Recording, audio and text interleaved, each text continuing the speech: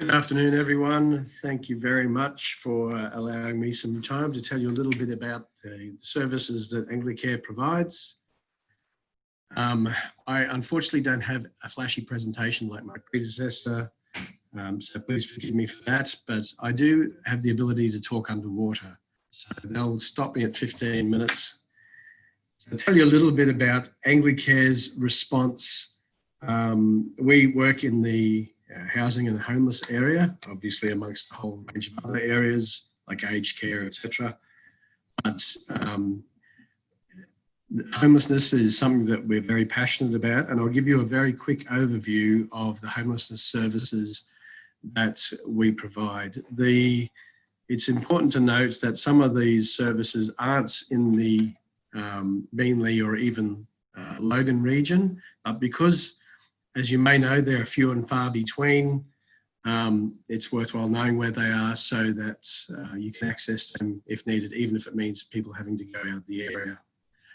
We provide a women's service in Toowong where there is on-site accommodation for adult women, and there's also a program for pregnant and parenting young women, 16 to 25. You can hit me up later if you need any of these details for contact. We also have youth services spread across the south side of Brisbane and in Logan and Redlands. It sounds like there's a lot, but there's not as much funding as I'd like, I have to tell you.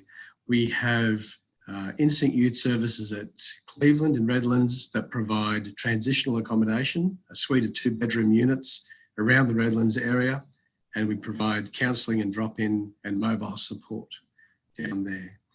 In Macrabat, we provide crisis accommodation at a service called Nathaniel House that you may know of, and some transitional accommodation there. Nathaniel House is for 16 to 18-year-old young people who find themselves at the risk of homelessness, and our transitional accommodation is for 16 to 25-year-olds in a share house with a lead tenant.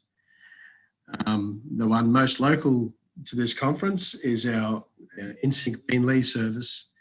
We have our office located these days in the Corridor Business Centre in Manila Street, Beenleigh. At that site, we provide centre-based support to young people from high school age up to 25. We only have a small amount of funding to do that, but if you are looking to get some case planning, case management assistance for a young person, you can certainly get in touch with us there. The contact for that office is 3386 2000. From that site as well, we manage a crisis accommodation house in Eden's Landing, which has 4 beds, and also 2 2-bedroom units, which we call transitional accommodation. The crisis accommodation, again, is for 16 to 18-year-old young men and women, and the transitional is for 16 to 25-year-olds. And like a lot of specialist homeless services at those sites, we work with young people across our sites to help them engage with building a genuine relationship with them, and also helping them to set some goals and make some decisions around where they'd like to be in the future and how we can assist them to get there. So it really is very much a youth-focused approach. We also have another service that's loosely connected with the housing and homelessness, and that is we have a food van, which we added last year under the Dignity First funding from the Queensland government. This food van provides opportunities for young people who have had an experience of being at risk of homelessness to gain valuable experience in understanding food preparation and nutrition. So we can drag this van around to various homelessness accommodation sites around the southeast corner to help do some training with young people. The other side of the food van business is that we have young people work inside that food van to gain experience or to get traineeships while the food van is out doing food van things, which includes going to events, corporate events, and where you see food vans hanging around, I suppose. We are trying to focus that business in the Logan area solely at the moment, just to help maximise its potential.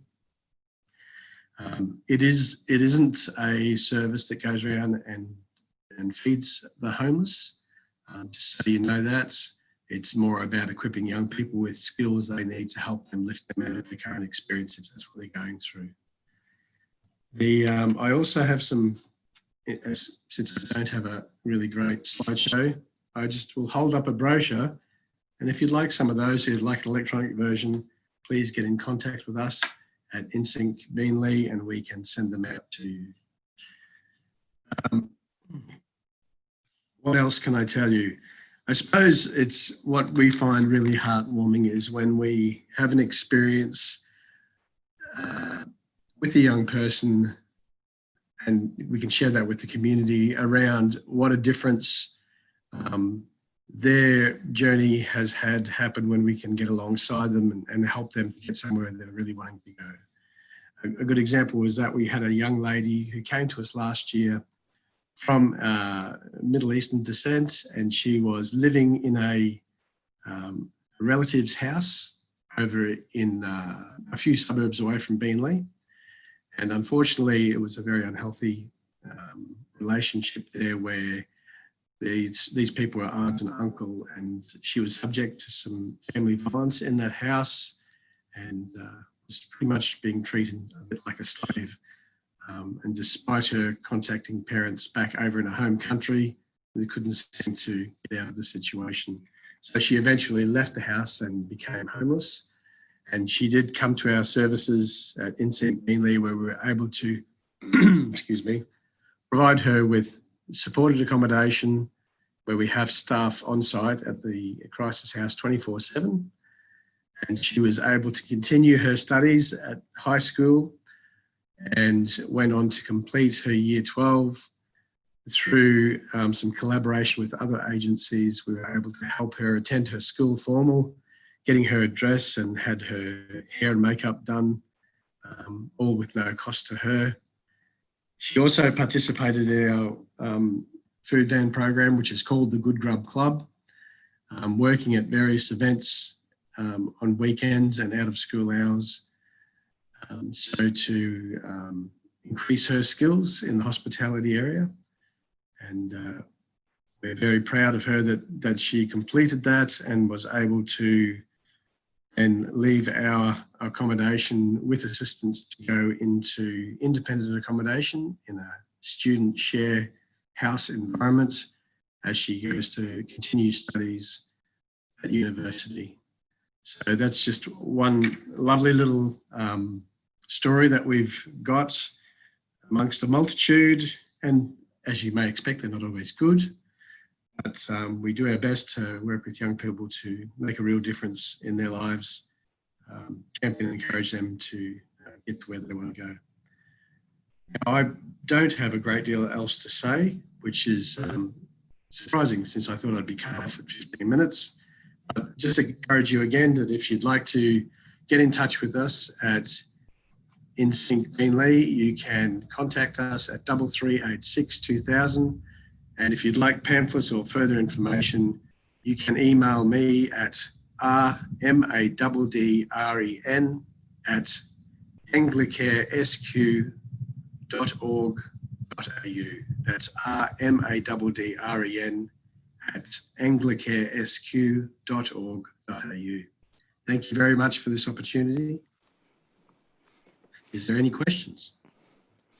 We haven't had any questions come through yet, Rees. However, I found that case study of that young lady really uplifting. Yeah, you guys, you changed her life. You really did, working alongside her like that. And you're obviously very passionate about what you do and those people that you help.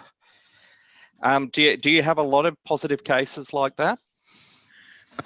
Yeah, I suppose we hope that, like, statistically, we report to the Department of Housing and Public Works, and probably about 3/4 of our young people will meet half or all of their goals, up to all of their goals while they're staying with us. Of course, for some people, they may only stay with us 2 or 3 weeks, and it's really hard to achieve all your life goals in that amount of time.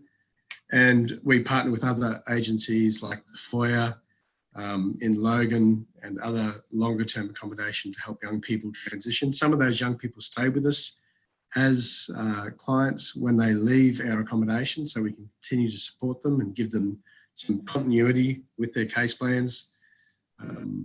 Yes, I put some credit down to ourselves, but I put most of the credit on the shoulders of the young people, because it is a privilege to work with young people who are so malleable and ready to embrace life, not cranky and old like me, so that we can make with them, help them make a real impact and make some big life changes.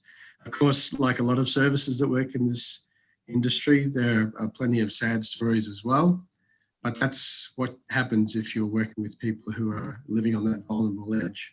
So yeah, we like to think that we can help create a little difference for young people to really generate that change in themselves. If they believe in it and they own it, then it's got the most likely chance of success. Yep, exactly. Couldn't agree more. Just a couple more questions. I was particularly interested in the crisis and transitional accommodation in the Eden's Landing area. Now, those who work in housing and homelessness probably know the difference, and I guess it's a government term, crisis and transitional. Would you mind just quickly explaining the difference? Sure. Those definitions have altered over the last few years. In a general sense, I suppose, that crisis would be called immediate need now. So if you're finding yourself homeless, you can call up the homeless service system, any of the services, and we can look at the database, which you may have heard already in the conference, it's called a QIP referral, Queensland Housing Information Platform, and we will go hunting looking for a bed somewhere, no matter what age you are, no matter what gender, however you identify. And for us, the guide is around, we're looking to be around the 3 months, but some people will stay 9 months because of various circumstances. Some people will only stay a couple of weeks. So in our crisis or immediate housing, that's kind of the time frames around there, but it is make a phone call. If there's a vacancy, that person can come in that day. When they do, they don't need to bring anything with them. We will provide bedding to sleep on. There's food there for them to eat. It's a share house kind of environment with a 24/7 youth worker there. And in the transitional units of accommodation they can be anywhere from 6 months to 1.5 years stay at those places. Again, while people are staying there, we're looking at the next steps of accommodation, so there's a smooth transition. Sometimes you have to grab stuff when it becomes available because there's not enough supply. Yeah. But that's the roundabout timeframes around the transitional accommodation. Of course, those places are pretty independent, where you have a relationship with the key worker who supports you every week, but you're living by yourself. So that's for 16s up to 25. Sure. So it's all about building that independence, but having somebody alongside you on the way to provide the extra support. That's exactly right. And in the immediate housing, we're looking at there may be opportunities for young people to return back home if that's a good environment to go to, and we can work with them around that to transition back there. If not, we're trying to help them get ready for independence. Sure. And with your, is it the Good Grub Club food van? Yes. Just curious, if there's ever any community events held, maybe after this post-COVID time, do you have that van available to attend events and sell food and that sort of thing?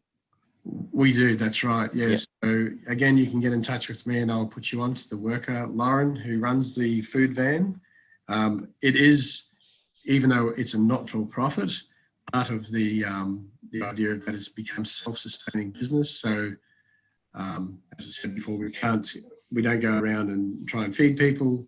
Out of the goodness of our hearts, we're actually trying to equip young people to train up, and then they go out and they earn some money while the food van's out selling good quality food. No, that's fantastic, Rees. Appreciate that. Okay, we'll let you go now. Thank you so much for what you do, and thank you for taking the time to join us today. We're really grateful. Thank you. Thanks for having me.